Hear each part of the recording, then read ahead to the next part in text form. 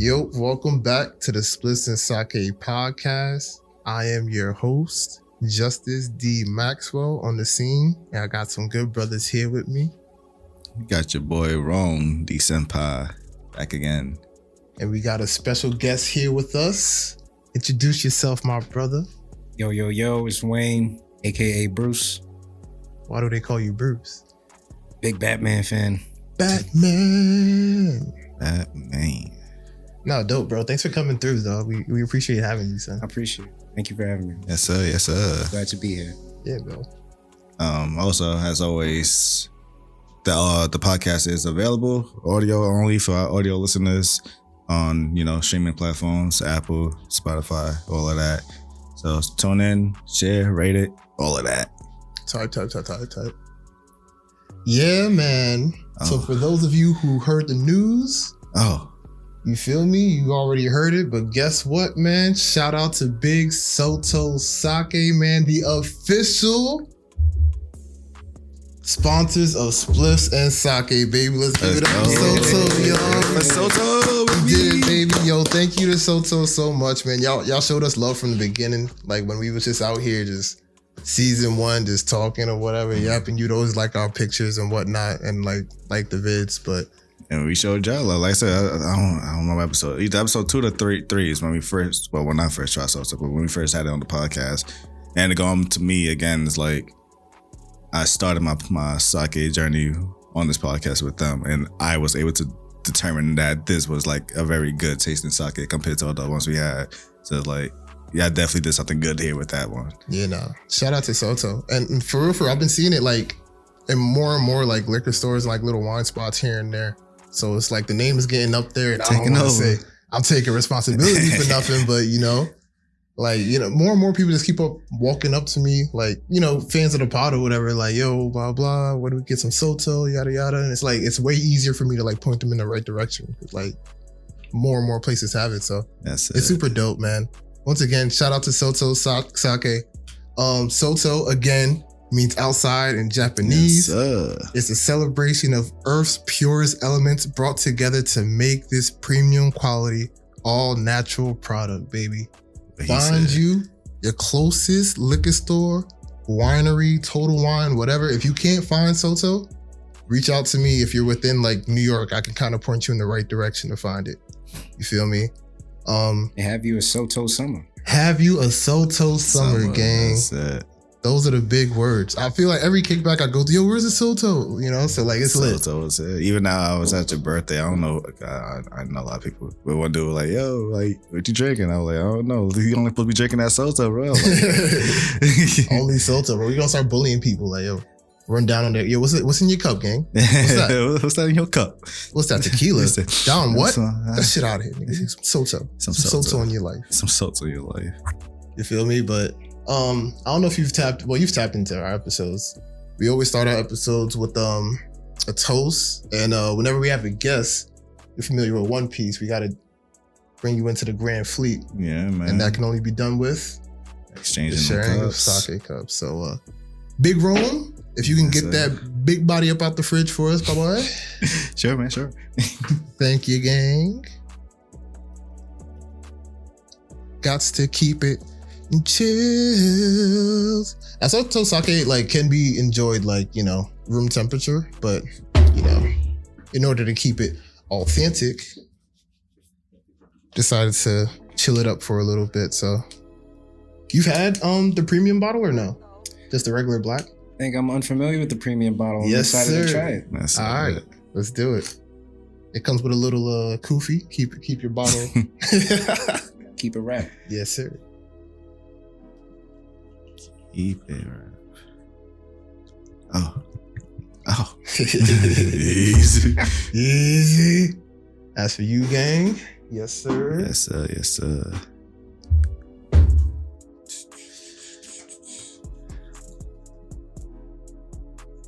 As for you, gang. Appreciate you, my brother. And this is for me, gang.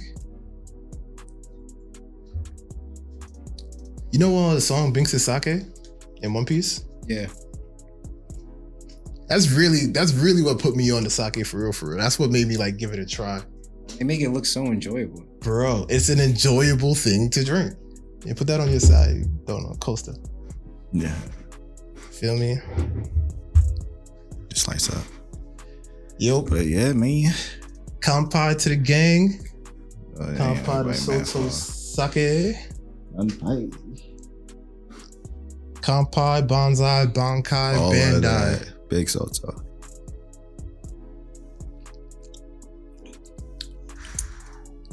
Damn.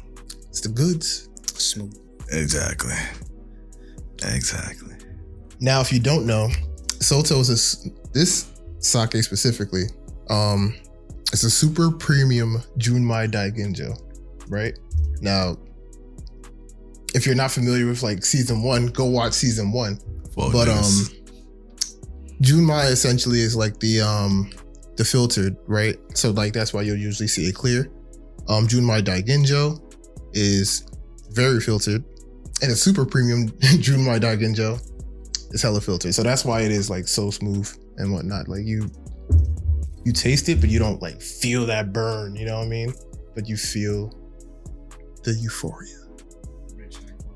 Rich, high quality. Yes, sir. You get me, fam? But man, so if y'all want to go around the room, man, what y'all been up to? What y'all been into? Watching, listening, whatever. I'm not gonna make our guest start because that would be. Yeah, I don't mind. All right, go ahead. Yeah, we can start with me. I've been on my family tip lately. Got me a new puppy recently, so that's been taking a lot of my time. Got a couple battle scars to show for it, but also super proud of my youngest, my older younger sister. She little big got sister. accepted. Yeah, she got accepted to Binghamton. She's going away next week. Oh, nice! Congrats! Big up for higher education. Keep going on doing big things. In terms of what I've been watching, so I've been on a big first responder tip lately. I just recently watched The Pit on HBO. It's one of those ER dramas, but I kind of got like sucked in real quick. Pause. I think I fell down a rabbit hole about like episode 4. I was like, damn, none of these niggas clocked out yet. But then I realized that this entire season is just chronicling one day in the ER. Put everything in a whole new perspective for me, bro. Like, these people in ERs go through it. But other than that, I think I'll let you know before I'm also on a little Native American tip right now. I started watching Echo on Disney Plus. That then led to me watching the Chief of War. First 3 episodes are out on Apple TV. And that's what Aquaman? Jason Momoa. Yes. And it's pretty fire. It gets into the Hawaiian kingdom, Maui kingdom. I didn't even know those were 2 separate Yeah, man. Yeah, but hey, the more you learn. That's right. Anime wise, I just been watching One Piece, man. That's been my fix. Ladies and gentlemen, we fucking got one. If you're at home, watch One Piece. And that's all I got for you, bro. I'm done yelling. I'm done preaching, bro. Watch it if you want. If you don't, then well, I don't know. Whatever, you're dead to me. But continue on, dog. What else? Just how do you like? Well, when did you start One Piece? And well, how long did it take you to catch up? Let's go with that. All right. So my One Piece journey started when I met beloved brother Justice back in 2012. He tried feverishly to get me to watch it. I gave it a shot. Wasn't drawn in. I think I put it down for probably another year or 2. Gave it another shot. Got maybe 100 episodes in. It's a little slow. The last time I think was maybe about a year and a half ago. I was like, you know what? Max and I have been friends for this long. As a testament to our friendship, I have to do this. I have to see this thing through. So I sat and I sometimes it was background noise. Sometimes I was really locked in. It was something to just have on while I was working. But I think overall the journey this time around has been fruitful. I mean, I think this time around I understand fully why One Piece has the fan base and the allure that it does. Like, it really does speak to the human soul, the human spirit, the fight for freedom, all of that. Fight for freedom is beautiful. It's beautiful. Yo, did you see what country is it right now where it's like illegal to put up the One Piece flag because they're like an open rebellion? Indonesia? Might be. I don't. That sounds about right.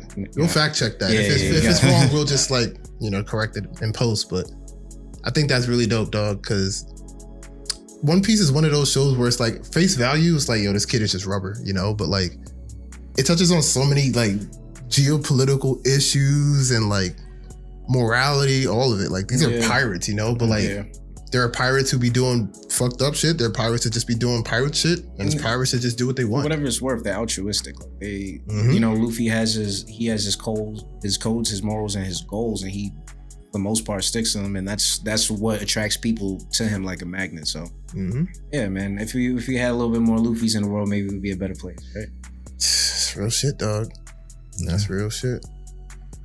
I'm happy you caught up, bro. Like for real, from the bottom of my heart, I appreciate you. Yeah, man. I think like in the final stretch, it was just a steamroll. It was always like, wait till you get to Skypiea, wait till you get to Water 7. I did all of that. I think it was the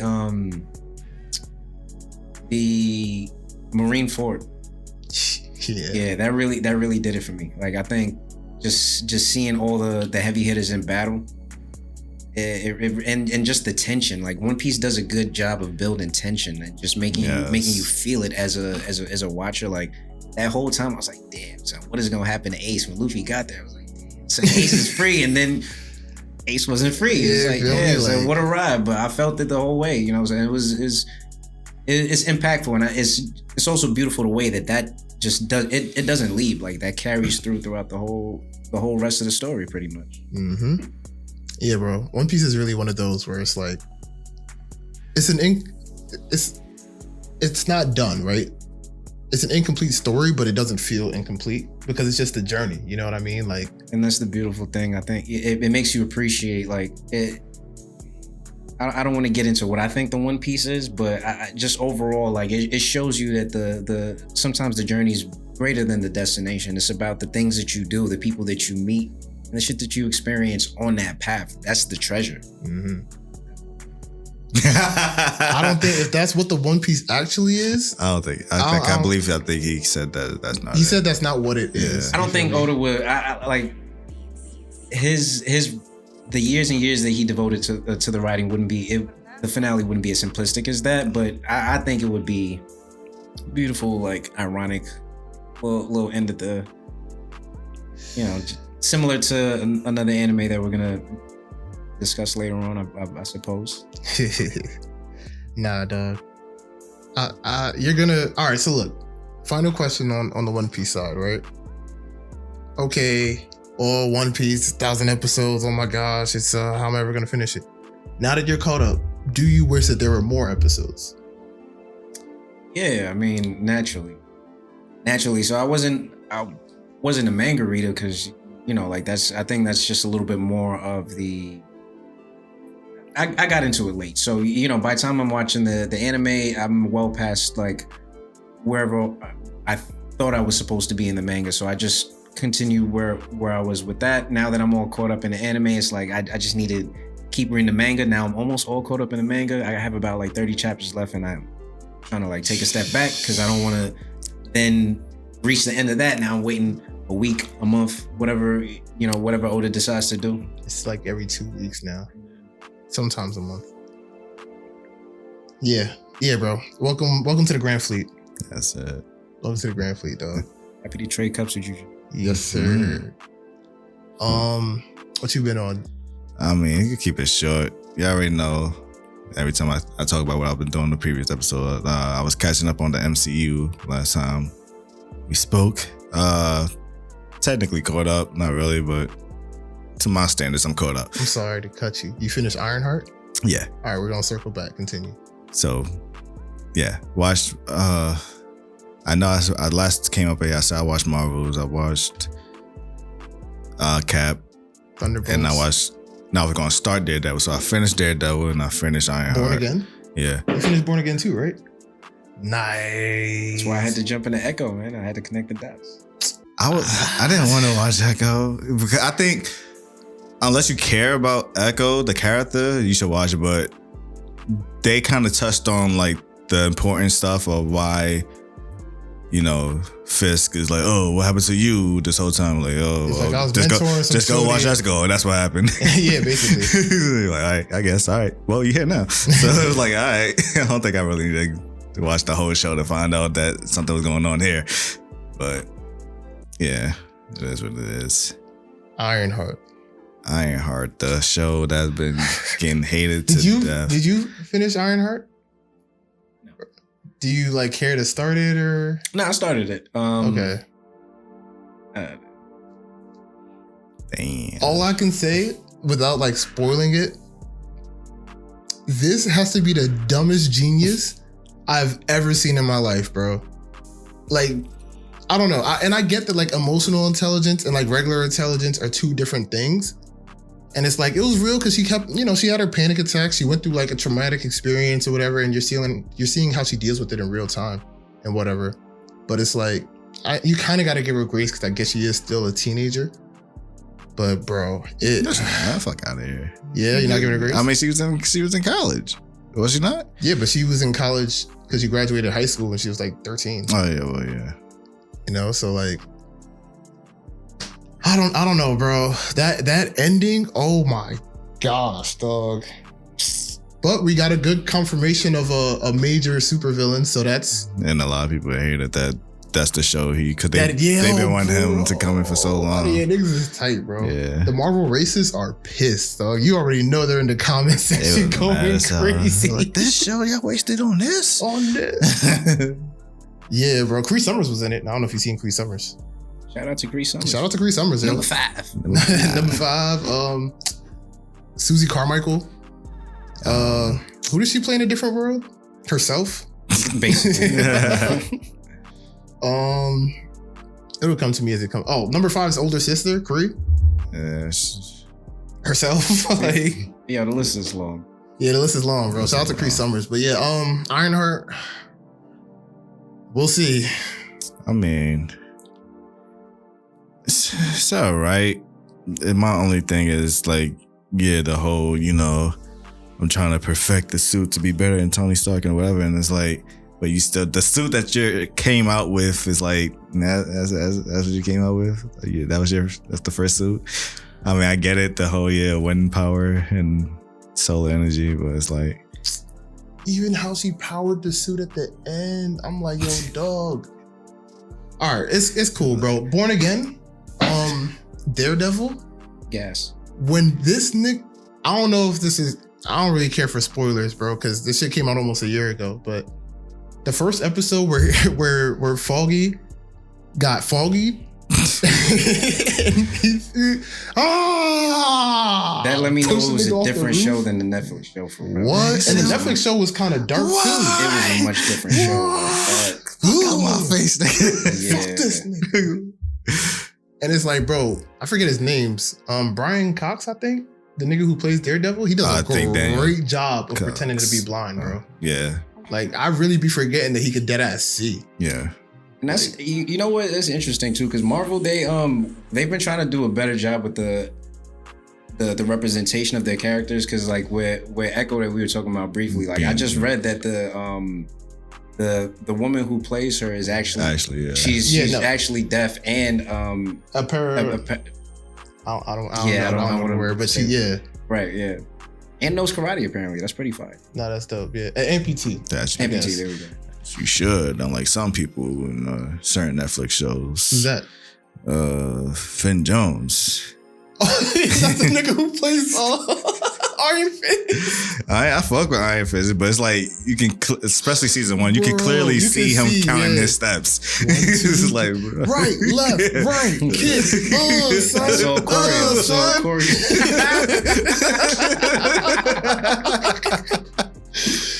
Yo, that jacket is tight. Yo, run that shit. Yummy. Yeah, no, that was basically Iron Fist. Like, it was 13 episodes, 13 1-hour-long episodes of right, left, right, kick, duck, twirl. Like, be honest, I didn't finish that one either. Hey, man, you're not missing too much. Yeah, I mean, unless you. Cause did you watch the whole? The only series that I finished out of the whole, I forget what they were called. The Defenders. Yeah, I finished Luke Cage and I finished Daredevil, the Netflix one. Jessica Jones was a slow burn for me. I really couldn't get through. Jessica Jones was alright. No, I heard, but I just couldn't really get through it. Maybe if I go back and watch it now. But Iron Fist was a no-go. Yeah, Iron Fist was a tough one, bro. Especially because he didn't figure out his powers until like season 2. I mean, he knew his power, but like he was sedated and his chi wasn't blocked. So my chi is blocked. My chi is blocked. My chi is blocked. My chi is blocked. But like, dog. Everybody but him was fucking had hands. Mm-hmm. That's what was like. Bro. Even Colleen, Misty, fucking when his homeboy first pulled up and saved him from the fucking the hand camp. Yeah, he was like, this nigga is he should have been Iron Fist. No, and that's what he was saying the whole show. He was like, yo, nigga, I don't like you my mans and all, but like this nigga is nice. Yeah, bro. Like I was supposed to kill that dragon, dog. I don't know how you did that. He said, that's my destiny, bro. You know, just happened to beat me in that tournament. That was it. Literally. But then that's the problem, because in the second season you actually see the fight, but in the second season he got a little better. So it was like, I mean, he had to after all that. Like, bro, you gonna find a clip for that nigga, bro. I can do better martial arts than that. Yeah, bro. There's literally a scene, the hallway scene in Defenders when they all like doing like attack, and you can literally see him like before he was attacking. I'm like, nah. About to jump into double dutch. Literally, I was like, yo, like just let it flow, bro. Like you literally counting when you're supposed to come in. Oh my gosh, bro. Nah, that nigga cannot fight, dog. Like, and it's sad because he kind of looks like Iron Fist. Yeah, he plays, and not only that, the Luke Cage, when he came in Luke Cage, that was a great like. I like their dynamic. He was more like, you know, I'm more chill, I'm more laid back. It was a more I got hands too, so it's like but on his show he's all confused and shit. Like, I don't know what to do with my life. When he put up a Luke Cage, like it's like I've been doing this Iron Fist shit for a minute. You know, I'm him. I see you been fucking around with this nigga. I'm gonna help you out. Nah, son. Well, back to Born Again. So Foggy got foggied, right? Kingpin and Vanessa's whole little like marital spout dynamic, I thought that was kind of cool. It was a good little way to move the story along, especially for Kingpin. It added a level of dynamic there for him. You see a human side, you see some emotion, because you like Wilson Fisk has always been a complex individual, but I think this iteration of him does a better job of like really getting into the psyche of the man. And for whatever it's worth, I think that's why Echo was kind of like important to me, just because like I didn't know why when I started Born Again, they were talking about he got shot. Yeah, I didn't see that part. I didn't have that context or maybe I forgot it from. Was that in Hawkeye? It was at the end of Hawkeye. Yeah, it was at the end of Hawkeye. That came out years ago. I forgot that even happened. You know what I'm saying? So like. So it was like a little fill in the blank, but Born Again is hard. It was so fire, bro. Yeah, it is hard. Like I think seeing that Wilson Fisk could be like jealous of another man to the extent that he was, bro, like that was. And Vanessa really told him like, yo, listen, don't hurt him. He was like, I'm not gonna hurt him. Oh, promise. Vanessa, I promise you. The shit that he does with his fingers, I'm not gonna. Vanessa. Nah, shout out to the actor who plays Wilson Fisk also, because that's my son from Law and Order: Criminal Intent. Oh, I didn't know that. Yeah, he's the main detective from Criminal Intent. Vincent D'Onofrio or something like that. Whatever, bro. But doing a hell of a job. Keep it up. Yeah, no, keep it up, dog.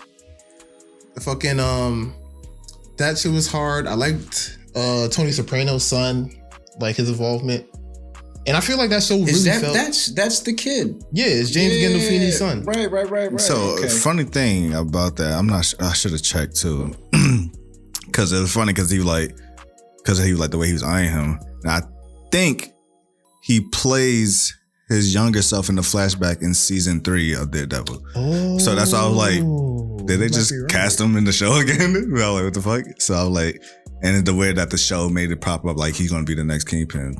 So I like how they did that, bro, because essentially Tony Soprano was fake, like Kingpin. He was just like New Jersey, like Guido Kingpin, but like, you feel me? It was basically that. But he did a stand-up job. And like Born Again felt real New York, you know what I mean? Even like with the little side vlogs that Shorty did. That was really dope. BB? Yeah, BB, facts. Yeah. What's his face's daughter? I missed that bit of context too. Yeah, Who said that? I didn't. You remember the black dude, the reporter that worked with Karen, and then they went to go visit their moms, and Kingpin was like, "My mother." And then he just iced them, bro. He's like, he wasn't with it. Yeah, okay. Yeah, so that was a full circle moment, kind of. And then what else? It ended on a hell of a cliffhanger, but we'll see. We'll see how the MCU kind of pulls it together. The show was just a big. Hey, guess what's going to be coming up soon, guys? Yeah, we're actually going to involve people in New York. That show was raw. The way they clipped White Tiger. I was gonna. Oh my god, yo! My dude just put his suit on. He just jumped off his first roof. Was walking down the alley. Somebody came out. How did he not sense that?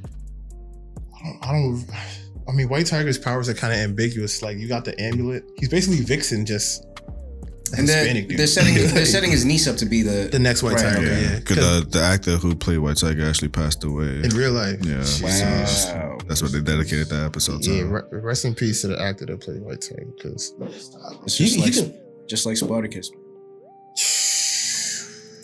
That's a deep cut. I don't know if anybody remembers that, but this show on Starz called Spartacus. But, I remember, I didn't watch it, but yeah, I didn't watch it. It was pretty tough. The first 2 seasons were hard. The main actor got sick, and then they kind of just swapped him out and kept the show. Show wasn't as good, but yo, rest in peace to White Tiger. Yeah. It's weird when things like that happen. Yeah, man.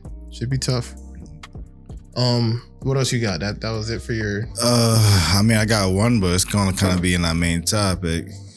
If you want me to wait for a minute or not. Well, we'll spin back. Alright. I'll give you what I've been watching. Oh,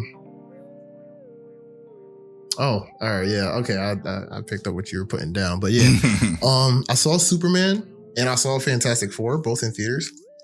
Superman I seen in 3D. Fantastic Four I saw standard. Should have seen it in IMAX, but you live and you learn. I like Superman a lot. I liked it way better than those Man of Steel bullshits where it was dark and I'm Superman, but my life is so hard because I can fly. This one was it was lighthearted, and there was a level of seriousness to it, but it wasn't too serious. The Lex Luthor, I liked Lex Luthor. It was the same dude that played, if you remember, Henry McCoy in X-Men First Class, Days of Future Past, all that. He played some other roles too. I just can't remember off the top of my head, but great job as Lex Luthor. Out of the two, I personally liked Superman better than Fantastic Four. I've been seeing a lot. I enjoy Fantastic Four as a comic nigga, right? For the whole build up for what's to come. Cause we haven't gotten anything live action movie otherwise, animated of Reed and Sue's child, and he's basically God, you know what I'm saying? Lowercase g God in the Marvel universe, bro. He was born with the power cosmic, and he's essentially a child level celestial. So where they're going with that next is great. The post-credit scene in that, hype. But yeah, that's where I'm at. What else have I been watching? I restarted the X-Men timeline from the beginning. So I did 1, 2, and 3, X 1, 2, and 3. Out of the 3, I'm gonna say X2 was my favorite. That's the one with that was with Stryker. And the damn Stryker and what's her name? Shorty with the nails. With the nails. Yeah. Weapon X, yeah. No, yeah. Not Weapon X. Well, she's one of the Weapon X's. So Wolverine was Weapon X, and then there's Weapon 11, Weapon 12, so on and so forth. But it was cool for what it was, especially when you think about those movies in the early 2000s and how one-to-one they were with the comics, with no context either. There's no show building up to it. There was no it was yo, she's the Phoenix. Her eyes are glowing red, and sometimes she gets really strong. Figure it out. You know what I mean? There was no backstory. Nobody even said the word Phoenix until X3, I think, maybe once. So that was Marvel before Disney. Yeah, man. All of that. Where it was really for the comic book fans, bro. Because if like for real, if you knew, you knew. But now, basically, yeah, like, hey, we know you like this, so we're just gonna adapt it. Yep. Figure it out. Yeah, and if you didn't know, it's still made for like a good story and a good watch. I think now they focus so much on like spoon feeding. Yeah, everything to you. They don't leave anything up to the watcher to kind of like figure it out. There's no work on us. Because even the Dark Phoenix movie that they did in the second trilogy, they dropped the ball. Like the first Dark Phoenix in X3 Last Stand, it was just like, all right, Jean is bugging. Is it the one with the one with Sansa? Yeah, the one with Sophie Turner's her name, but yeah, the one with Sansa. It was just like, what's this girl's problem? You know what I mean? Like you with the space and now you're tweaking. I'm not really, I don't really get it. Like Scott wasn't really a love interest there. It was just all whatever. But Magneto, that second like Days of Future or First Class, Days of Future Past, and Dark Phoenix, that Magneto is the best thing that like X-Men universe did, bro. Everything from the Nazi hunting, his own little Genosha, all of it, bro. That nigga was wildin', dog. Like when he was out to kill Jean, he was like, yo, bro, this nigga she pulled up to my crib and destroyed everything. I am killing this girl. I'm from mutants, but not this one. Like she is wildin'. So it's been cool to watch that. And on to, I guess, our topic, I finished Lazarus. Yes, sir. And that was, I was watching it weekly, but I was slow burning it because I appreciated it so much. Everything from the soundtrack, the choreography, the animation, the premise of it all, the whole like dystopian future, phenomenal. How many episodes did you get to it? Like, to be honest, I'm probably only like 3 episodes. I mean, there's only like 12 episodes, so you're what? Third. No, you're a quarter. Yeah. But still, it didn't matter. But word, I really liked it, dog. Everything from, what was this nigga's name? Death on Two Legs? I don't want to like spoil it for nobody, but you know what I'm talking about? The assassin nigga. Some names just escape, but I know who you're talking about. But they didn't call him that. That was just the name of the episode. I know who you're talking about. Okay, cool. I don't know his actual name. The nigga who was speaking Chinese and just wildin'. That nigga, he got it, bro. Him and like that whole shit with him and Axel, because like Axel's the parkour like jail escapee nigga who like just is really good at doing flips and whatnot. But their whole little dynamic was phenomenal, and the whole Skinner like, hey man, find me or else. Like, Skinner is the scientist who released the And when you find out why and like his whole motive behind it, it was great, bro. Wonderful watch. Like, and then the soundtrack on top of that, phenomenal. The intro, I don't know. Did you like watch the intro? I know you anti-intro, but you fucking with the song. I'm only anti-intro. I'll give every intro one chance, and it's like if it's not slapping, you gotta slap, bro. Yeah, I'll just keep skipping every other episode after that. Nah, I've moved. But if it's slap, I'm gonna listen to every episode. Like Samurai Champloo, I'm never skipping. Come on, bro. I'm never skipping. Intro. So how did you feel about the intro of the show? The intro? The intro was fire. Okay, it's a good song. It's called Vortex, and it's by I'm not gonna fuck up his name. Kamasi Washington, right? Kamasi Washington, if you don't know, is a black jazz musician known for his saxophone playing. If you don't know, I'll let my man tell you himself. Grew up a musician, played saxophone for about 12 years of my life. Performing arts school, jazz concentrate, all that. Nice, you feel me?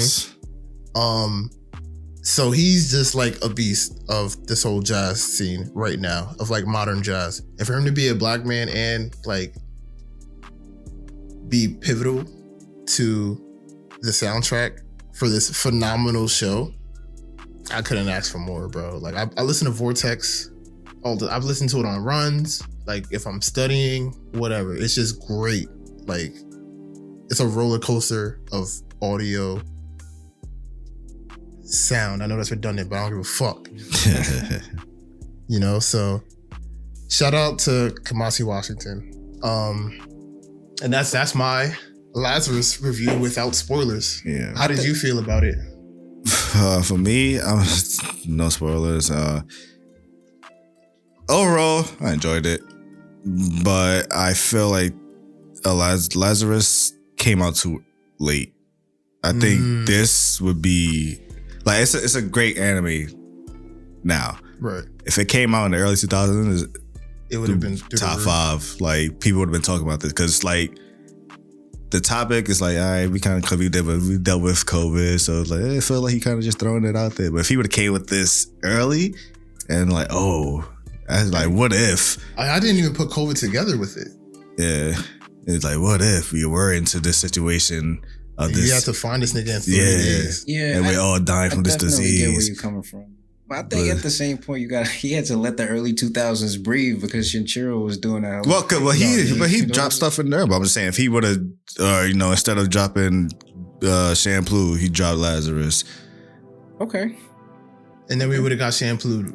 If we got Shampoo now, we would have not got Shampoo now because unfortunately the GOAT. Well, I'm just saying, like, if he would have dropped it like in that succession of like, Bebop, Lazarus, Shampoo. Wait, why wouldn't we have gotten a Shampoo now? Nujabes died. I mean, yeah, okay. Like the whole show was, it was like his music is in the whole show.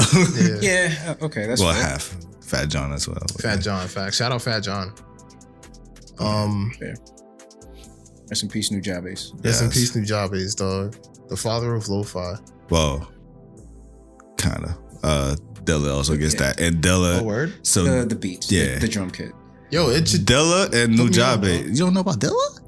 Like Jay Dilla? Nujabes is essentially inspired by Jay Dilla's like. But I didn't know that. Yeah. Dilla and Nujabes have an interesting connection of, I believe they were born on the same day, different years, and I think they died close in same time too. That's crazy. Kindred spirits. Yeah, and it's the fact that they both were pivotal in the same element of what they was doing. It was like they both came in like, hey, same song, left, same song, what the fuck? Like that. But just crazy, like it's like literally like as if some like God just said, hey, I got this one soul, but I'm gonna split into 2 and then see what happens. God needed a DJ in heaven. He's like, yo, pop out real quick, gang. Yeah, I need it. Like, hold on, bring y'all asses back. But Heaven album gonna slap. What? A good DJ and producer. Are you kidding me, dog? I can't wait for my first Jay Dilla Nujabes link up in heaven. I said, yo. Nah, son. But yeah, overall. Thanks for that, bro. The more you know. Yeah. But overall, yeah, Lazarus it's a dope watch. Definitely a dope watch. Out of 10, what you got? I give it a good 8. Yeah. And that's an overall score. Like, overall. What are the sliders? What do you mean? In terms of like, what are we ranking? Like soundtrack? Oh no, yeah, animation, just your overall enjoyment of the whole got it. project, the whole content. Soundtrack was dope, story is dope, animation was good. Like everybody's backstory. Yeah, everyone has some story, so it's not like because at the first they were like, oh, we're just going to focus on Mr. Jump Around Dude, and they're like, oh, now everybody gets. And then you didn't even get his backstory until like basically the end. So we were like, oh, we're just gonna follow him around, but I like that he does that because like Watanabe is good for.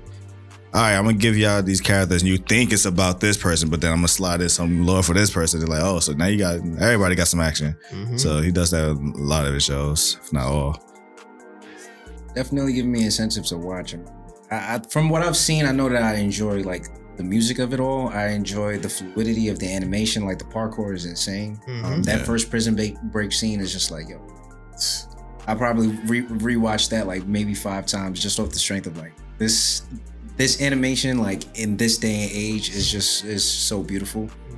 Because it's simple. Like they didn't overdo it like a lot of other anime. Flashing lights. It's just it's just real clean, real simple. It's beautiful. No stupid ass impact frames. Yeah, and in terms of like the music of it all, like that's Watanabe's thing. Like even when we were talking about Champloo with Nujabes, like it's just if you like when you watch all of his works that he's directed or produced, like there is a story to be told with the music as well. Yeah. And I feel like I guess I need to tap more into Lazarus to see what the vibe is there. But even if you go into like Space Dandy, like he always like there's always just like that vibe and that element, and it ultimately like makes the story too, if we're being honest. Because what is Samurai Champloo without the hip hop? Exactly. That's a fact. And it's like Samurai Champloo, it was just made for the niggas, bro. I don't care what anybody says. No, but it bro. was. It was made for the niggas. It literally was. Like everything about it was an ode to like it was an ode to hip hop culture and everything that it is. Like he even compared like what it was to be a samurai to be like a hip hop artist. It was about just the lifestyle and freedom and whatnot. Even though I don't think samurais were all that free, but depends what type of samurai. Yeah, depends. But like his character, like if you look at a character like Mugen, who's just off the walls erratic, like his style was patterned to mirror like a hip hop style. Like it's just it's freestyle. You do whatever you make do with whatever you have in your environment. Where you have someone like Gene who is just very stoic, very very traditional. Like you know what I'm saying? Like the conservative of the bunch. I feel like you could compare it to like the backpackers and like the label runners, Okay. Like between those two. That's just me throwing shit at the wall and seeing if it sticks. To be honest with you, I was off the dome ski, but so I want to talk about the Watanabe stuff and all of that. So yeah, are y'all familiar with the Watanabe verse? I remember you were telling me about it, but expound. So of course he directed and helped make other stuff, but there's a group of animes that's like that he did make that are canon in a timeline. They exist within the same universe, but obviously at different points in time. So I have not seen two of these, and you mentioned one of them. So the timeline will start with Samurai Champloo, then it will go to Kids on the Slope, then it will go to Lazarus, then it will go to Carol and Tuesday, then Cowboy Bebop, and Space Dandy.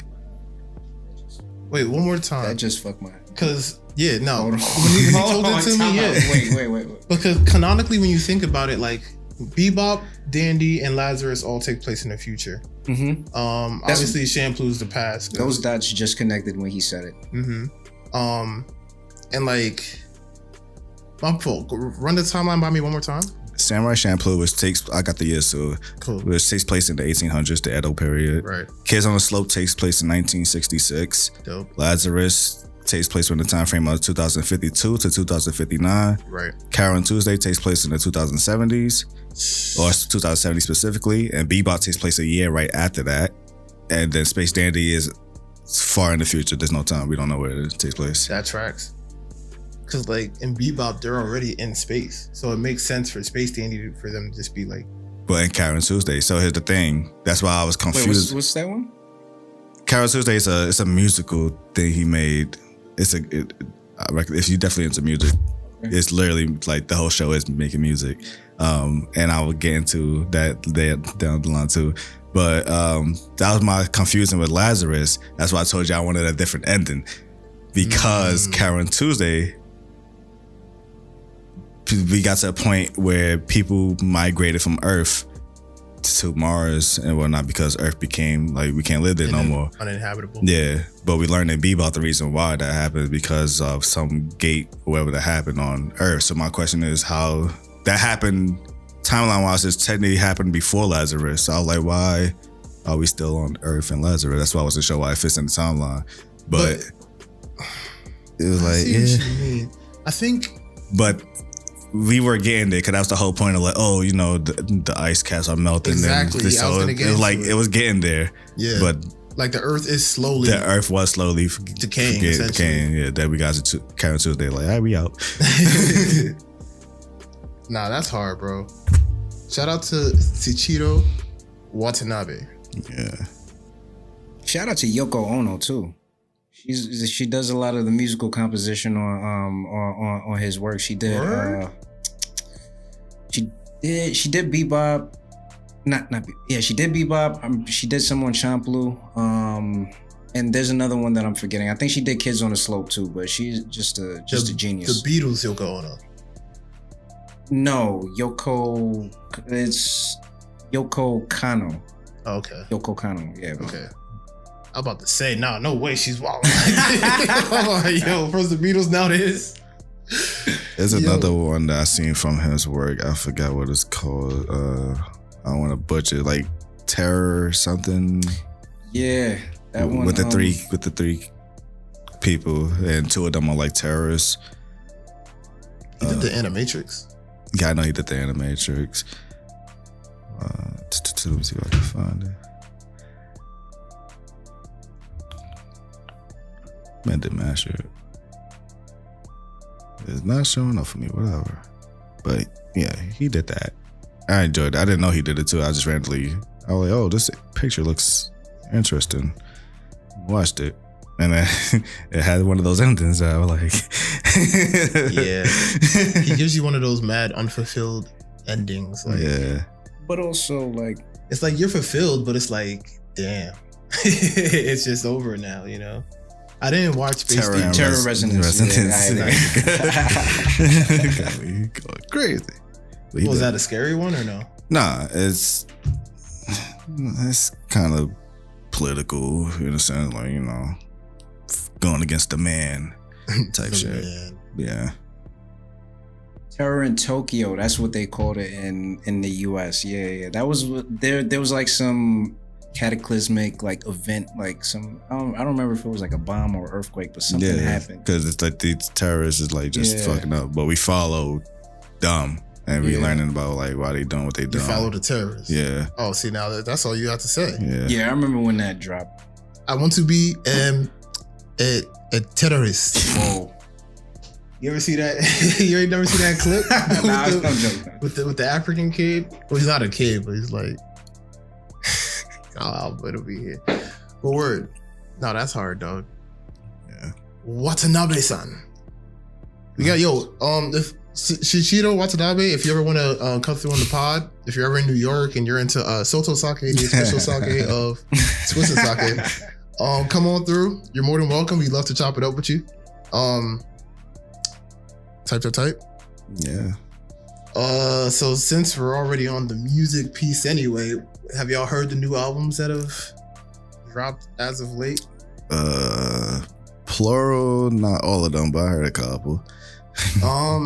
Same. Giveon dropped. I didn't finish that. Hard. It was? Hard. Yeah? Yeah, 10 out of 10. Deadass? Nah, yeah, nigga. Oh shit, I have it downloaded. I didn't like. Nah, he went with a different vibe. Like he's on his like soul funk, like kind of, you know, and like you know me, like I live for that like era of music. So Giveon tapping into that, I think it was an interesting take considering you know the tone and texture of his voice. It doesn't really like go well, but he managed to produce a really really really good album for the niggas. Word, I ain't know that. All right. That's good to know. Gold Link also dropped. I ain't listening to that, but it's downloaded. I didn't like the cover art. It's this naked dude crouched up looking like a bug, but I haven't appreciated the Gold Link drop in a while. But yeah. I'll give it a listen. Gold Link tradition. I like Gold Link's music. You know, I hear he's somewhat problematic, but I just kind of tune that out because I like his music. So I'll be honest with you. Same thing with Azalea Banks. Yeah. I don't care about how music slaps. His music bumps, bro. And she's funny as hell. Yeah, she's funny as hell. All that personal shit I got nothing to do with that Anna Wintour joint, that shit is a banger. What I'm like, it's on my Don't Fall Asleep playlist for when I'm like driving home. But word, yeah. Azalea Banks, if you ever want to come through.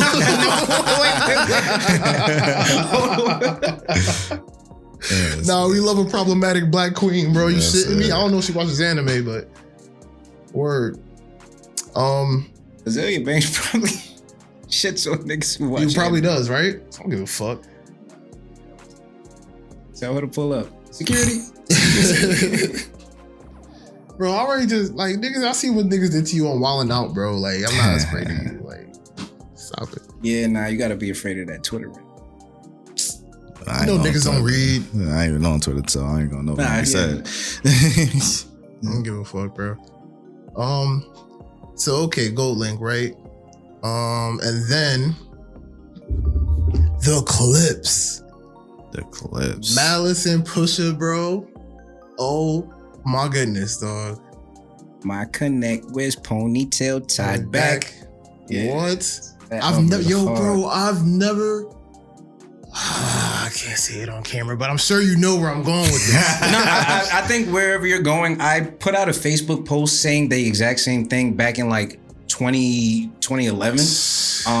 The music does that to you. If I ever it does that to you, stumble upon a duffel bag floating in the waters of Miami, I'm not turning back, bro. I'm telling you, you know those niggas that be like, and it makes it feel. They make it feel like such a righteous choice. Like you have to do this. Like, so, why didn't you? You're a peon for not doing this. Yeah, someone in like comments and like he'll push to just be rapping at you, mad that he's richer than you. Like, why are you not? Goodness, like, why are you not here with me? You hide from the spirit of repossession or some shit like that. Yo, bro, never come to your necklace. Yeah. For two God-fearing niggas, they rap with such an ominous, dark. That's why I love it, bro. Because it's like they be throwing Bible verses into their like, oh my goodness, malicious sounding ass bars. And Malice gives you that like Christian like up at the what was it called, the pulpit like type of wordplay that like John 10:10. That's my usual. Yo, did he curse on this album? No, he did. No, he did on the album. He said nigga. Album. That's what it's like. But that song specifically, he definitely did not. Favorite song on the album? My favorite song? I don't. Fuck. What is the acronym? It's EBDIT, some shit like that, bro. And to this day, I don't know what it stands for. Mike Tyson blow to the face? No, that's the other. That one is at the one he's talking about is after Mike Tyson blow to the face. EBITDA. Don't know what it stands for. I'm gonna keep listening to it till I figure it out. I'm not looking it up. Birds Don't Fly was soulful. Like the wordplay on like Birds Don't Sing? The Birds Don't Sing. Yeah, the song about their parents. Yeah, that one was. It was like, but like birds are birds, you know, that like, you know, doves at weddings, but birds are also the king. You know what I mean? Like, so it's the wordplay phenomenal, bro. Yeah, they've managed to make coke rap interesting. Like Push alone has managed to make coke rap interesting for like the last like 2 decades, and it is just so it's inspiring. Let me find a plug and I'm out of here, bro. And the features, like Stove Guy is one of my like favorite, like not underground, but just like grimy, like gritty, like rap.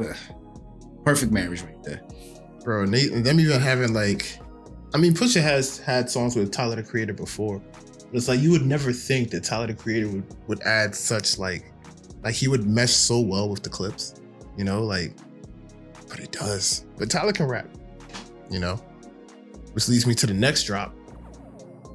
Don't tap the glass, dog. Don't tap the glass. That shit.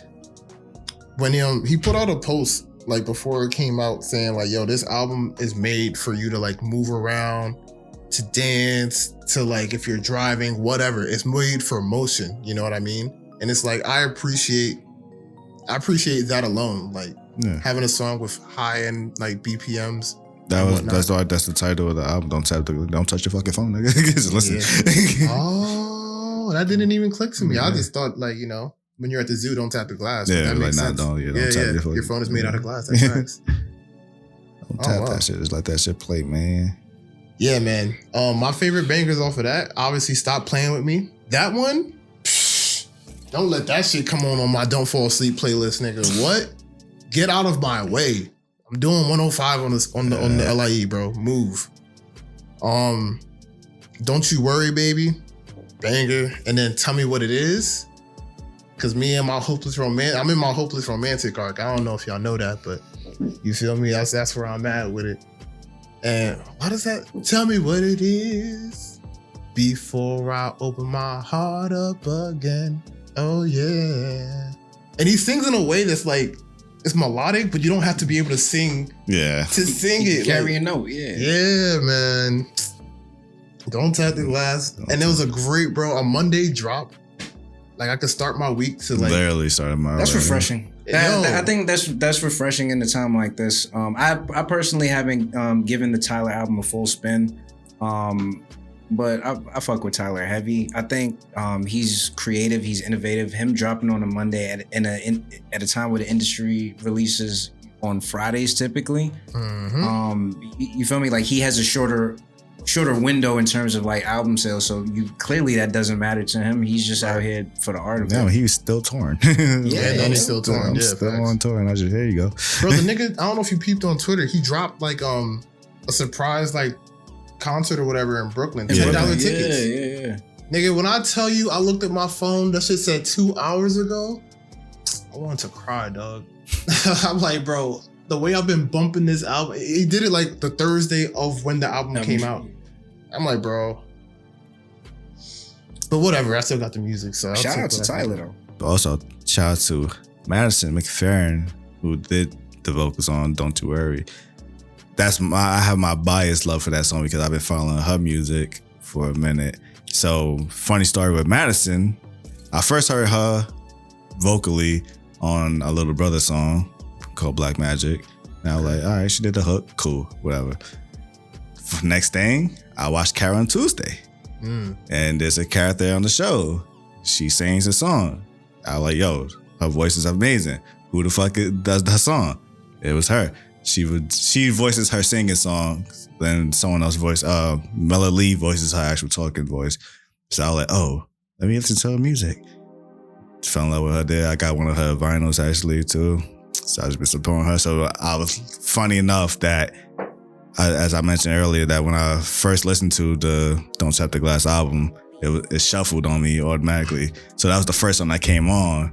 And I'm just listening. I'm like, yo, this voice is doing something to me. Like I know it, but he didn't have features. He didn't have the features. The features was not released yet. Yeah. So I was like, yo. But she posted on her Instagram that, hey, it was me. I was like, I knew it. And so, I like that like artists do that like they don't post the features the first week of the album being out. Cause it's like you don't run to a song, you're just playing it through and it's like whoever you hear, if you can recognize them, cool. I ain't know Yebba was on this shit. We like it from the artists that we like it from. I'm not gonna lie. There's some artists who probably should not do that. I mean, you know when like Lil Baby and these niggas be doing that shit, it's like there's some artists who need to give me the feature so I know what song that I like. I get it. You want your album to be heard how it was made to be listened to, but at the same time, if it's not a long album, I don't mind it. Like if it's an hour 15, nigga, like just drop the features. Like let's be real, Unless it was that Kendrick verse. Nigga, fuck the big, you know. Oh yeah. his feature wasn't on that for a moment. They're like, hold on, what is that? Is that Kend? Oh, Kendrick is back. Fuck the. Oh wait, what? Kendrick is doing what? It's just Big Three, nigga. I really like that. All right, so one more music. I mean, if y'all want to go into more, but I have one of the most heated debates in the black community when it comes to music. Michael Jackson. Oh, hold on. You want some more sake for this one? You good? Anybody need a top up? Yeah, sure. So, meaning to ask my brother. Michael Jackson. There's been a hot debate on which album is better between Off the Wall or Thriller. Yep. The never-ending quarrel. I would like to hear my brothers. All right. For those who aren't familiar, I'm going Thriller off the stream because I've had this talk before. But for those who don't know, can you give us a track list of both? Sure. I'll pull it up in a moment. Funny, I believe they both have the same amounts of songs. Yeah.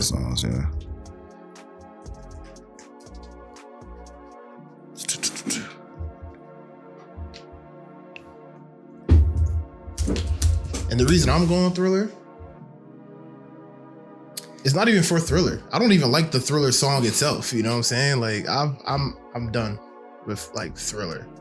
But actually, Off the Wall has one more song more. So Off the Wall has Don't Stop Till You Get Enough, Rock With You, Working Day and Night, Get on the Floor, Off the Wall, Girlfriend, She's Out of My Life, I Can't Help It, It's the Falling in Love, and Burn This Disco Out. I know we at the start of the conversation, but may I enter in a dark horse into that into this binary here? Well, you want to add an album in it? Yeah. Oh, sure. Please, can we throw Bad in the mix?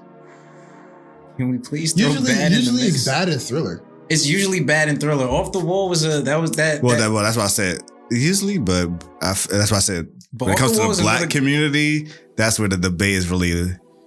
Because Off the Wall is a hard album, and I wouldn't count it out because, I mean, you just named three heaters.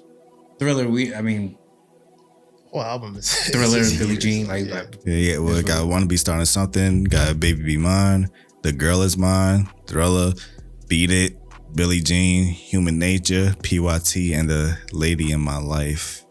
That's a beautiful, phenomenal. Really the way that fucking end the album. I'm going Thriller, bro. Like, sorry. What y'all got on it? Are you gonna go Bad? I'm thinking I'm gonna go Bad, man. You gonna go Bad? I think I'm going Bad. I mean, I'm Bad. The Way You Make Me Feel, Man in the Mirror, like Dirty Diana, Smooth Criminal. Like that album was tough.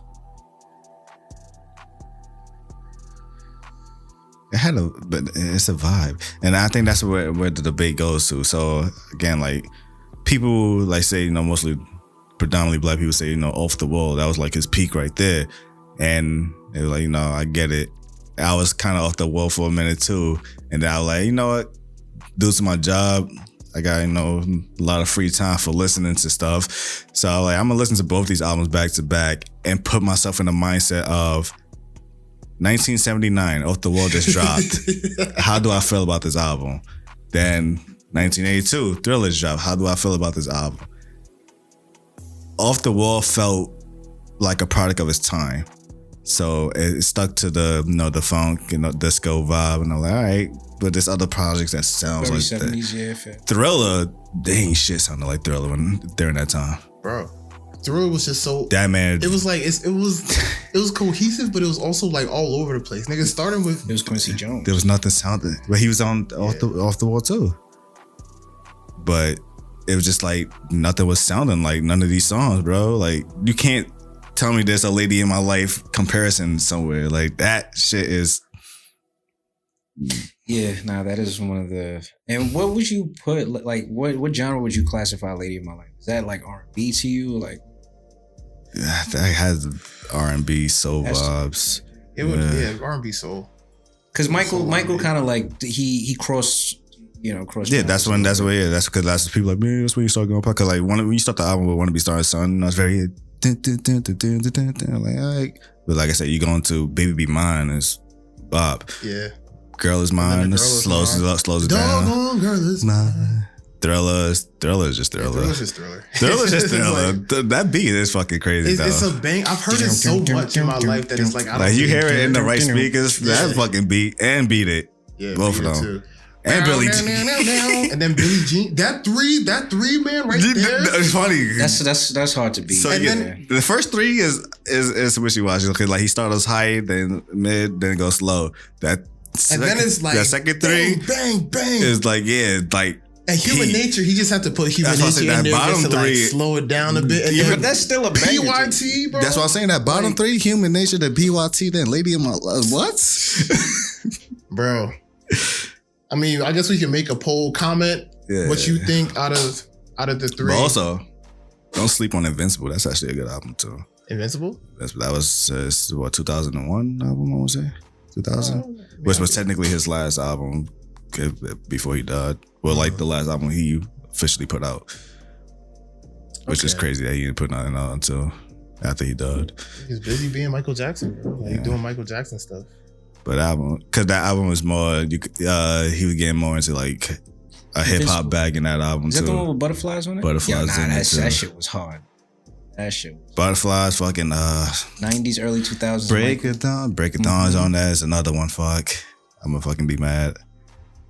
I'm gonna be mad. I don't want to say what I was saying. Scream, is that a Janet song or is that a Michael song?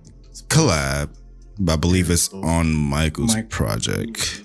Because you know that nigga had to. He said, that's a hit. Because he wanted to do that song with her. Janet, please. Yeah. The song is mine. The first song in Invisible is Unbreakable, which has a random feature by none other than the Notorious B.I.G. Like I love it, bro. Like it's Apparently, like Michael was a big Biggie fan. Yeah, but it's the fact that he was really getting in that bag. Well, he was part-time Crip. Yeah, now hold on. I think Heaven Can Wait Up. Somebody told a story of Michael Jackson running down on Tupac. On Pac. Because he disrespected Quincy Jones' daughter. Yeah. He was like, I don't like you talking to her like that. And I'm gonna be honest, bro. He said he beat the brakes off of Pac, but I don't know if that's facts. I'm jacking it, bro. You know, because to be able to like sing and dance at that level, you're automatically like an athlete. I don't care what you say. It's a cardio out of this world. Out of the fucking world, bro. You and Tupac doesn't look like the biggest person to me. You know he's definitely. I'm physically done. Nah, you're right. This album is the album where You Rock My World. You Rock My Butterflies. Where's the other one? Whatever Happens. Oh, don't sleep on that album. I have to spin back, bro. Because like I grew up listening to it with my parents and shit. But like I would say, because Invisible is for us would probably like Thriller and Off the Wall be to our parents, right. Like because it's 2001, like we were kids when this came out, so this would be our back in the day we had Invisible. So this would be our album for us, but it just so happened, we grew up in a house where they've been playing the older stuff, so we're very familiar with it. But yeah, if y'all got anything else to add to music, that's where I'll go with it. I think I'm good on music. I guess it's a quick shout out. I know how much y'all niggas hate mechs, but Gundam Wing's 30th anniversary. As a resident Gundam nigga, yeah, I set you up, bro. I brought a Gundam fan. Now what? And a Digimon fan. Now what, nigga? I got nothing. Yeah, now what? I got nothing to do with it, man. Yeah.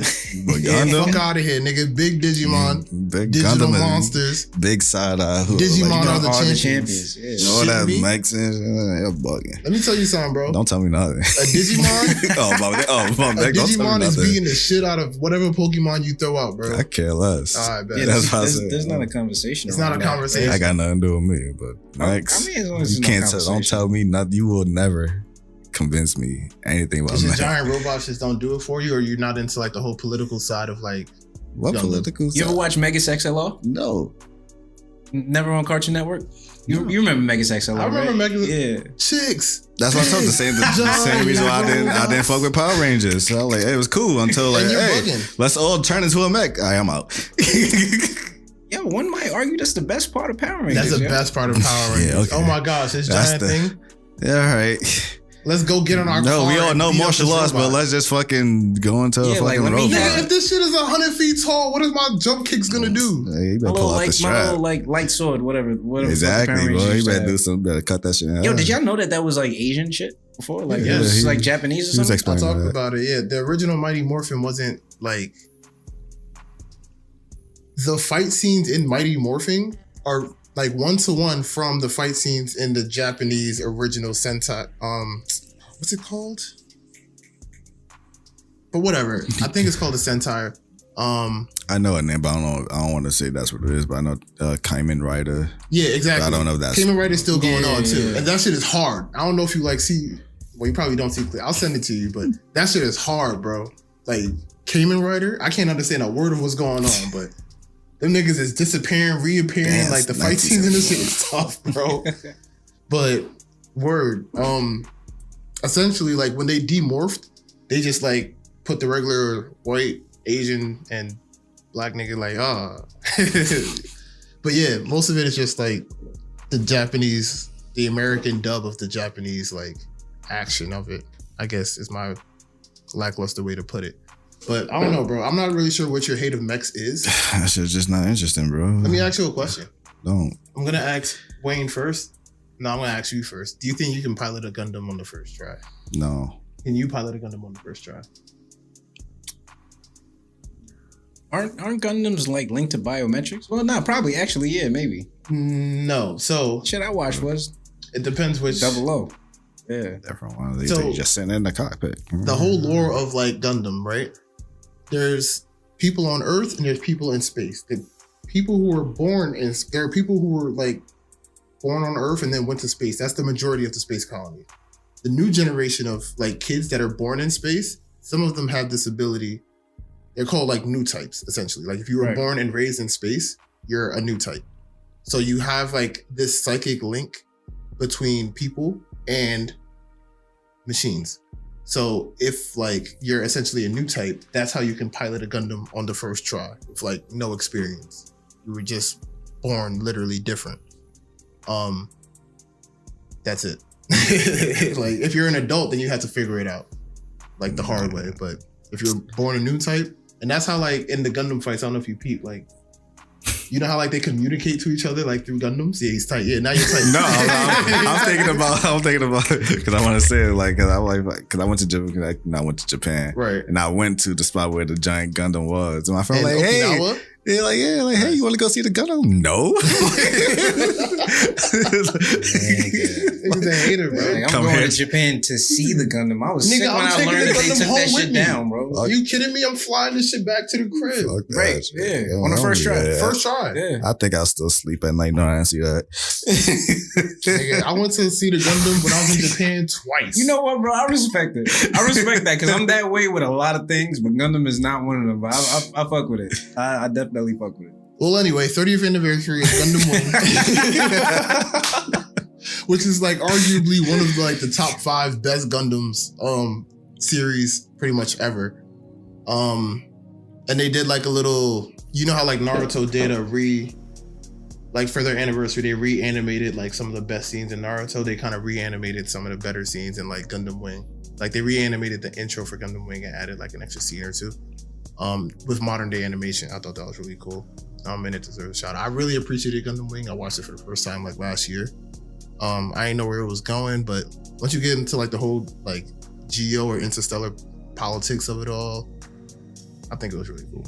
That's when I knew I was on TV for too long. Like, hey, Dragon Ball Z, Sailor Moon, what got me? All right, let's go outside, guys. See, that's I can't call it, bro. I mean, I feel like that's just like underlying like been on TV for too long. Discontent. It's like I understand where you're coming from. I get the mech disdain because I don't love mechs. I don't love all mechs. My only thing is that I love martial arts. Like I love hand-to-hand fights, whatever. Okay. So the idea of like, oh, let's just jump into this big ass robot and fight. I'm like just robot karate is not as interesting. Yeah, I'm like, no, like, bruh, come on. How do you feel about the Android saga in Dragon Ball Z? Funny enough, I watched like a long ass, basically one of those theatric film cuts of the Cell saga, which it started. Where did it start from? Basically, it started when Cell came. So the androids was already there at the time. So I can't tell you off memory how I feel about it, but I do want to say that Piccolo was an asshole. I don't know if it was just a Kai dub because they used the Kai dub, but he was an asshole once he fucking merged with Kami. With Kami? He was just talking down to everybody like, fuck y'all niggas. Because he was stronger than a Super Saiyan at that point. That nigga was just talking. He was the closest thing to a Super Saiyan 2 on Earth. But then it's like right after that, I'm just regular Piccolo again. Now, Piccolo had his stints where he was an asshole. Like he but like he was like, don't even call me Piccolo. And like, when he sounded like, Piccolo, don't think about that. I'm not Piccolo. What? He said, he said, I'm not even Piccolo right nigga. Now. I don't like that. He didn't really humble himself like that until after Booth. Yeah, then the Booth, I'm back to normal Piccolo again. Yeah, he's like, I'm just teach these little niggas how to fuse and I'm just back to being in the cut again. But he was talking his shit during the whole. Nigga, you couldn't tell him nothing when he fused with Kami. You kidding me? These niggas said, oh, we got some guests. Like, y'all niggas stay here. Even when he fused with Dale, like he was talking. Nah. Wow. Yeah. Feels amazing. My son was unlocked. Yes. I can win. I feel great. But not even the Android side, but you know how I feel about Future Trunks, so I should tell you enough. But what does that have to do with mechs? I know I just don't like Future Trunks. I mean, for what it's worth, I didn't like the Android saga in Dragon Ball Z was not my favorite saga. The fact that was even like, I mean, the overall theme was the Red Ribbon saga, but it was the Android saga, but it ends with the Cell saga. So it was like they just took the backseat. It was like, all right. Yeah, like me personally, like that was just the whole Dr. Gero leading into the Cell art, like that. I could have done without all of it. The only real like redeeming part of that arc is a Super Saiyan 2 going. Yeah, I think the most redeeming part of that arc was Vegeta getting kicked really, really hard in the arm. and he after just unlocking Super Saiyan. 18 kicked the shit out of this nigga, bro. And he was talking his best shit all day. That's usually how it happens with Vegeta. Bro, the nigga pulled up. Imagine you just finally unlocked Super Saiyan. So like just how Piccolo was feeling. That nigga was on top of the world. If you're not named Goku, you're getting humbled in Dragon Ball Z, bro. I'm sorry. Or Gohan, I guess. But yeah, like, no, that yo, but she niggas they got done dirty again by Cell after he killed Trunks. Bro, nah, Vegeta. Yeah, literally. On the same arm. Yo, bro. Man, poor Vegeta, dog. Just fucking his arm up. The whole arc. Prince of all Saiyans. Prince of all three niggas. And my thing is like, yo, why this nigga didn't just crown himself the king? Like, do you need to get coronated? Is that the word? I'm probably saying it wrong because I've been drinking. Coronated. You coronated? Right. Like nigga, who's gonna tell you otherwise? Like nigga, you are King Vegeta now, bro. Nah, that's a good point. Like once a king dies, that you are king. Good point. You just want to run around and be Prince all day, fucking Herb. But all right, whatever. You hate mechs. Shout out to Gundam Wing. And one last shout out. Forgive me for the names because I've been drinking. Kenesha Thompson. Mm-hmm. She is a black voice actor for this new show. You would actually like really hate it. It's called. I know. I'm pretty sure you'll hate it. Telling me what I like. No, I'm pretty sure you would hate it. I'll let you watch it and you can come back and talk about how much you hate it. But it's called Gaichiakuza. What? It's Oh, that is that the show that's like it's kind of like the industry plan of anime right now. yeah. Go ahead. Yeah, the one with the futuristic shit. Okay. Yeah. The one that Crunchyroll just keeps pushing in my face. Mm-hmm. Right? Yeah. Yep. I gave it like a good 15 minutes. Yeah. The anime industry plan of right now. Yeah, I don't fuck with industry plants. Yeah, I know. But we have a sister who is a black voice actor who is black voice acting a black character. I know that, yeah. So, shout out to her. She did a really good job. The character's well drawn. Representation. Yeah, representation matters, man. Not only black women, but that's alluded to that she's also of the LGBT community. Oh, nice. Yeah. Yeah, even better. The character, I don't know about the voice actor.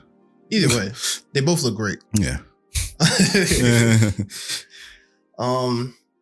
And that's what I got. You know what I'm saying? I don't know if y'all got any cultural shout outs or whatever, any anime that y'all feel like breaking into before we hit up our sake champs. I still need to watch. I don't know the name, but I still need to watch that person that's anime with the girl and the octopus. Oh, Takopi's Original Sin. Sure, it's finished. I know, that's why I want to watch it. I wanted to watch that right after Lazarus. Did you watch the first episode yet or not? I was going to back to back that and Lazarus, but yeah, no, that's a good idea. The first episode, just make sure you watch that first episode when the sun is up, the birds are chirping, and you are in a great mood, bro. Never.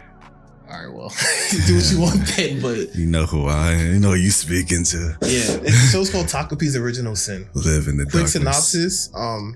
Takopi is like this little alien, I guess, squid octopus thing that comes through. He's supposed to spread like love and cheer, and finds like the most depressed little girl in Japan, and it's just like my plan is to make her smile, but she's going through some shit, like some shit, and that's all I got for you.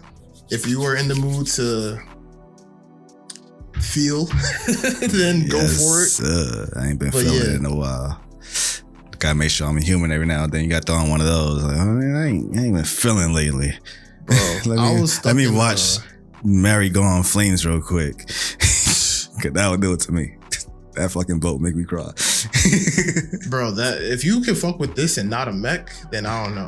One day I'm gonna just like, it's just gonna like tie you to a chair and like watch this shit. I ain't watching no damn. You see Bird Box where they hold the nigga eyes open? Like, what's Gundam? I ain't watching that shit, man. Okay. So, sake champs, bro. What you got for us, gang? Champs, man. So, like we mentioned 2 episodes ago that, drink champs done bit our flow. Yo, I didn't even. I don't know if. All right. You're probably not keeping up with drink champs, but you know RZA, right? Of the Wu-Tang Clan? The RZA? The RZA. Of the Wu-Tang Clan? Yes. That, no, nothing to be fucked with. That is no not to be fucked with, correct.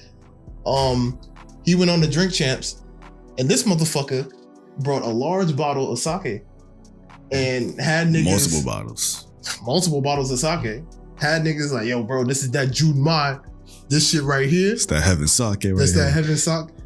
And we just sat here like, yo, I can't even believe, because we shouted out RZA and everything. It was like, yo, RZA, you're still invited to pull up. Like, it's no beef. Like, it's still the RZA, bro. Like, valid, but you feel me?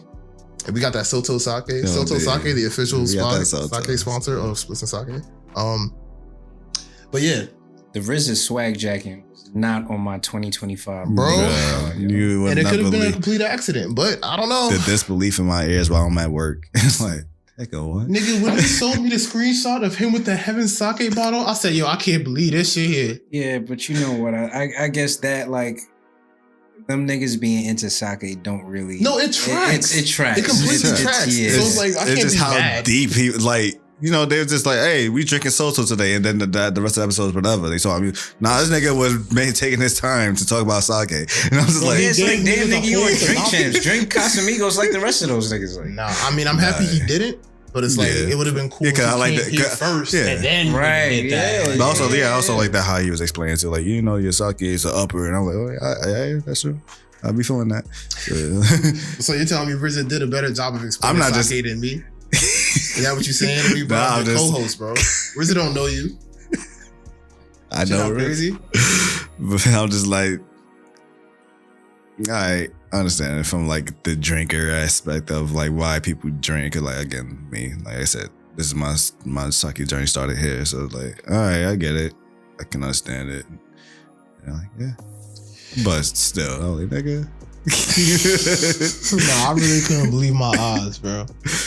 I said, niggas try to make a lane and motherfuckers just merge and knock you off the whole highway, bro. But yeah, whatever, it's all good. Niggas with a name, man. Hey, what can you do? Shout out to RZA though. Shout out to RZA. Wu-Tang Fat.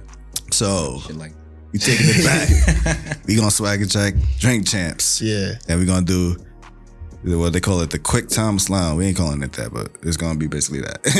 Yeah, we gonna call it quick time Soto. Sure. So if y'all familiar with it, if not, basically it's gonna be a this or that situation. So I tell you this, that, however you want to perceive it. So like if I say a Tupac or Biggie, it doesn't have to be as rappers. It could be just as human beings. However you want to perceive them too. You had to pick either one or the other. If you can't pick, or if you pick both, drink. That's where we're going from there. So right. I don't know who want to go first and who want to ask who first, but I'm here. I could, I'll go. Do I need more liquor for this? Well, if you can't decide, yeah. You go ahead. Yes. Oh, shout out to Oh, forgot about this shit. how could you forget about the big man blast? Big man blast. Where's my spliff? That hasn't even smoked this. This man's a phone. Big man blast. A riveting conversation will do that. Shout out, yeah, that's right. Shout out to Block Boy Gumbo. Don't be.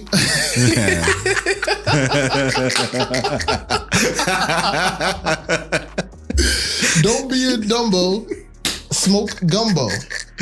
Yes, sir. Of that Yes, big man Blastoise. Packaging is phenomenal, bro. Game sold separately. Which I'd be fired, right? We still gotta get to the 3rd gen. Oh yeah, fuck. We were gonna collectively, we got like emulators on our phones and shit. We were gonna run Pokemon like Ruby, Sapphire, Emerald. and just at the end see how. Yeah, just see how we go. See how we did. Yeah, see what our lineup is. If they don't want to cheat, that's their business. I'm cheating. I need a separate phone for that because emulators kill your fucking. Well, I have a whole device. So, yeah, bro. We good. Put an emulator on my iPad. Yeah, it'll do it. I also, all right, we gotta stick to it. Yeah, we'll talk about that. But yeah, we want to go first. I'll ask you first. Yeah, ask me first. All right, you ready? It's gonna be interesting. You mind sliding that? Yeah. Oh, my fault, bro. Yeah, see here. Pull yourself up. There's not much left. You can just kill that. And if anything, it's more where that came from. Thanks to our good friends at Soto Sake. Soto Sake, the official sake of Swiss and Sake podcast. Soto means outside. Don't forget to put the kufi back on. So what you got for me, man? All right. Number 1. MF Doom or Lupe? Oh, Doom. Good. Dave Chappelle or Kevin Hart? David Chappelle. Pokemon Emerald or Pokemon Crystal? Crystal, because I have not played Emerald. It's crazy. Luffy or Zoro? Drink. Yeah. I had to hit you with something. And to keep it canon, Bebop or Shampoo? Shampoo. Fuck. Oh, well. I figured you'd go Shampoo. Well done. All right, man. Ready for it, man? Spliss or sake? You know what's fucked up? I was gonna use that. Damn. Oh, fuck, you got me. That's the goal the whole time. Damn, bro, you got me. He could go forsake his own show. I wasn't gonna pick one. That shit would have did. He said, damn, is the show now split? Gin or Mugen? Mugen, okay. Yeah, Mugen. Food and liquor or samurai?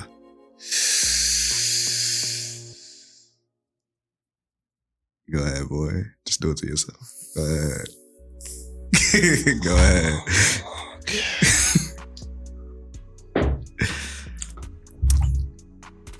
This might be easy, but Attack on Titan or One Piece? One Piece. You almost had me there. Yeah. You almost had me. Mister, that's the greatest thing you ever seen, huh? It's one of the best, yeah.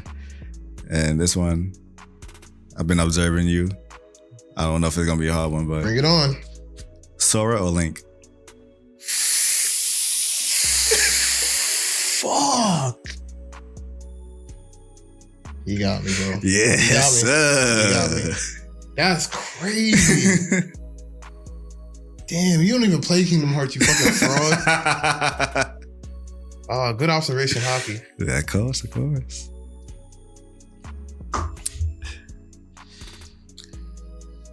All right. Well, I got you.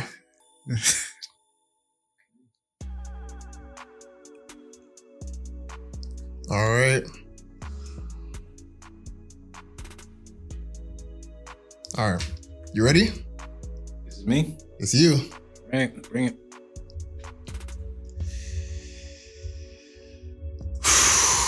You make sure you add some epic music in post. White rice or rice and beans? What? Rice and beans or rice and peas? My fault. Rice and peas over white rice. All right, you said your answer. Discography: The Gamer Jim Jones.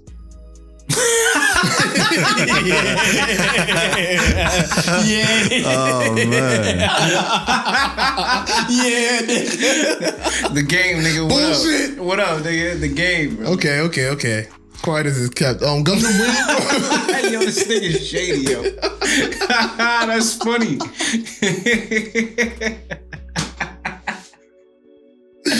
Yo, son. Yo. Oh, Gundam Wing or Iron Blooded Orphans? Gundam Wing. Well, yo, just all right. This nigga's trying to get me.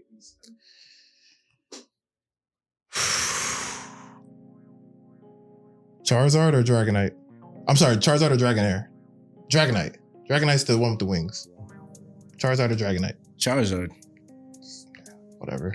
Beanie Manor vibes. There we go. There we go. We You got him. Ladies and gentlemen, fucking got him. All right. You want to ask one of us or you want Rome to go? Is this, we doing it like a round robin? No, there's no order to split and sake. Yeah. All right, cool. We saw us. It's a sauce. Even though. And even that, we do that wrong. Like, All right, cool. So, Birds Don't Sing Only, Malice or Push? Malice. I can see that from you. I see that. I see that from me too. So, okay, that was more of a question of taste. But where were you at? You already asked. Zorro. Damn, I'm not gonna lie. This is probably a little tough for me. Naruto or Luffy? I almost don't want to ask you that question. I mean, Luffy. Yeah, because I feel like I knew which way that was gonna go. Yeah. Same for you? Oh, you want to ask both of us? Yeah, let's start. I'm going Luffy. You going Luffy? Hell yeah, over Naruto? I did not believe it. Actually, you know what? Are they not? I'll drink, bro. Yeah, I'll drink. I'll drink. Because they both have redeeming qualities for each.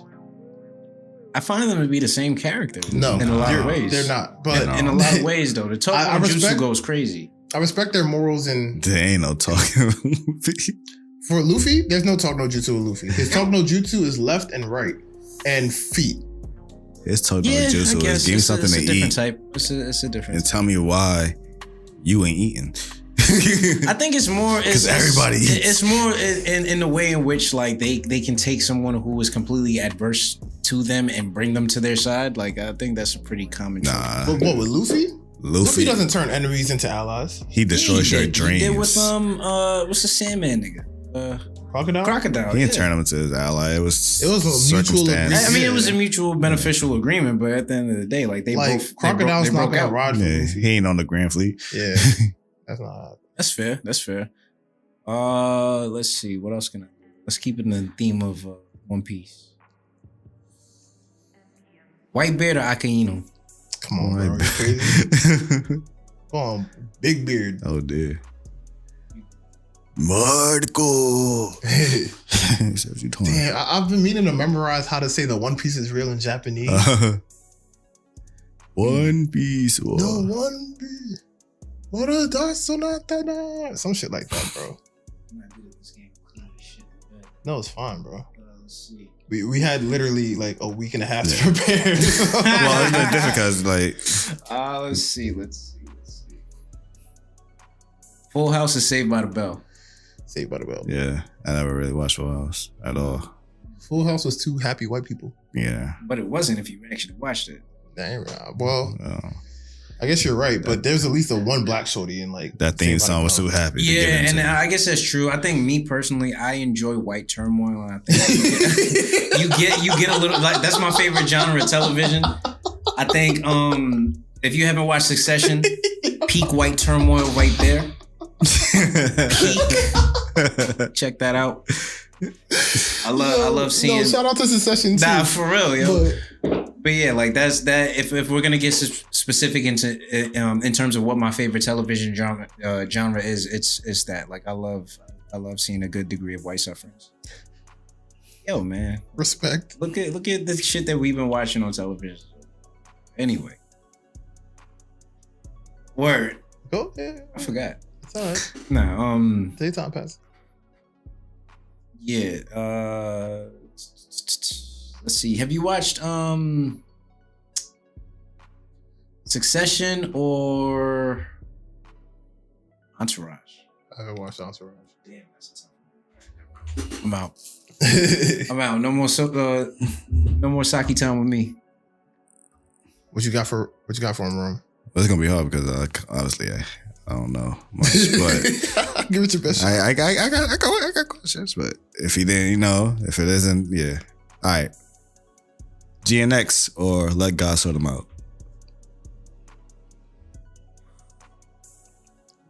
Let God Sort Them Out. I don't even think that. You're a liar. You're a fucking fraud. I'm a fraud. 1947, made me driving like it's hot. I appreciate GNX for what it is, but I think I have like a natural disdain for Kendrick Lamar. Yeah, you took the words right out of my mouth. Man, what you do to you? Not nothing. He didn't do anything. No, what he did, but it's just a matter of it's just a matter of artistry. I think they put a lot on Kendrick at a time where I didn't necessarily think that like it was that like they like To Pimp a Butterfly being like some Nobel Peace Prize winning like album. Damn. Huh? Damn, did that. Nah, To Pimp a Butterfly is the one that they were just like, oh, this is that was I mean, for whatever it's worth, I think Damn was a better album, like much better. But you know, that's a matter of taste. I low-key don't like Damn. You don't? No. I mean, Damn was too mainstream for him. And, it wasn't mainstream. That wasn't the issue.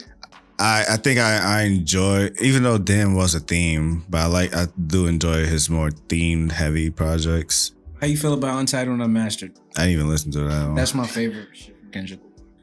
I think I need him without like the gimmick for whatever it's worth. But that's what I think that's what GNX was, and even I was like, it's cool as music, but yeah, it's cool as music. I like the West Coast representation. You feel me? I think that sound definitely needs to permeate a little bit more. And for whatever it's worth, like I want more regionalism in hip hop. I like the album. Did I love it? Yeah. Comparing it to Clip's album, that shit was 10 out of 10. Fair. Bebop or Shampoo? Motherfucker. Nah. You know what? Son? I shivered at the question before when he asked me. But I might. It's tough. I might go Shampoo too, just because I think that has the most like it hits home the most. Like I think there are even the filler episodes. Like that baseball episode was fucking cold, bro. Like the nigga was doing the calls. He was like, yeah. Like I think Shampoo just gave you those moments where like it had the seriousness, but then it had that levity, but you know it all was still like in context of the story. Whereas Bebop, I felt was just like it had its jokes, but that shit was just all like serious all the way bro through. The episode of Bebop where there was a nigga who was pretending to be, he wasn't pretending to be Spike, he was Spike, but he wasn't like actually Spike. Yeah. And Spike was just tight like, yo bro, what's good with you, son? Like what are you doing? And the other nigga was just like, the episode when they all got high. yeah. That was what, the mushrooms? And I fucking Ed was like, yo, what the fuck are you doing with these niggas? I thought I was the weird one. Yo. Nah, Bebop has some fun, but that baseball one, I'll give it to you. That episode was hilarious, bro. That shit reminded me of the Boondocks kickball episode. Yeah, it's up there. Literally. Yeah, it's literally. Like I feel like Boondocks stole it from that baseball shit. Yeah, for sure. Nah, that kickball episode. Niggas said they'll send us back to. So that was what? That was number one? That was 2. All right. Pharrell or Ye? However you want it. Yeah, I was gonna ask that. What do you mean? Pharrell or Ye? Yeah. This one's been a heated debate in Splits and Sockets. So you know, this one is kind of personal. Toy Story or Incredibles? Oh shit! What the fuck you mean? Yeah, that one. No. I'm lighting my spliff again for that one. Nah. Okay. Oh, wait, you gotta drink, bro. Nah. Hold on. I don't have any more drink. My bad. Wait, time out. Fear not. Toy Story or Incredibles? Oh nah. Nah, you thinking this hard is crazy. Yeah. You might as well just take the whole bottle to that. Bro, The Incredibles was awesome. We know. Yeah. Right, but Toy Story is also like what are we talking about? You decide, bro. If you had to live with one movie. Wait, are we talking about just the first standalone? The franchise, whatever, dog. However you want to say it. However you want to take it. I'm going to go with The Incredibles. We got one. Good man. We got one. I'd shake your hand if you weren't so far. Yeah, I'm going to go with The Incredibles. And last one. Mihawk or Kaido?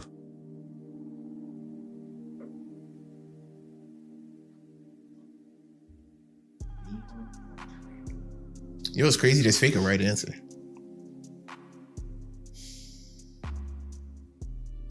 I feel like the right answer should be Kaido. Like I don't think Mihawk presents anything that like there's no room for like doubt with him. Damn. If I had liquor, I would drink. I would drink on that. You got one, boys. You got him. I would drink on that one for sure. Nice. But yeah, that is. Wait, nah. If that's a heated debate, what are y'all going at? Oh, Incredibles. Oh wait, no. All right, okay.